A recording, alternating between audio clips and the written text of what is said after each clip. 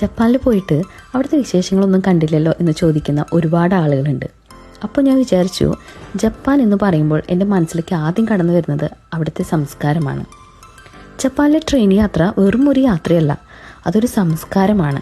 അതിലെഴുതപ്പെടാത്ത ചില നിയമങ്ങളുമുണ്ട്, the unwritten rules. ഇവിടെ train കയറുമ്പോൾ ക്യൂ നിൽക്കുന്നത് പതിവാണ്. യാത്രക്കാരെ ബഹുമാനിച്ച് നിശബ്ദത പാലിക്കുന്നതും ഇവിടുത്തെ സംസ്കാരമാണ്. ട്രെയിനിൽ കയറിക്കഴിഞ്ഞാലോ അതിലേറെ നിശബ്ദതയും. പരസ്പരം ഉച്ചത്തിൽ സംസാരിക്കുകയോ ഫോണിൽ സംസാരിക്കുകയോ ഭക്ഷണം കഴിക്കുകയോ ഇതൊന്നും കാണാൻ സാധിക്കില്ല.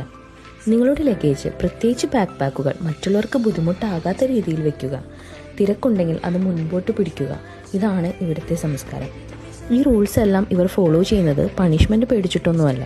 ഈ ഡിസിപ്ലിൻ റിഫ്ലക്റ്റ് ചെയ്യുന്നത് അവർക്ക് മറ്റുള്ളവരോടുള്ള ഡീപ്പ് റെസ്പെക്റ്റും കൂടിയാണ്. അവരുടെ ചുറ്റുപാടുമുള്ള സഹജീവികളോടുള്ള ബഹുമാനം കൂടിയാണ്.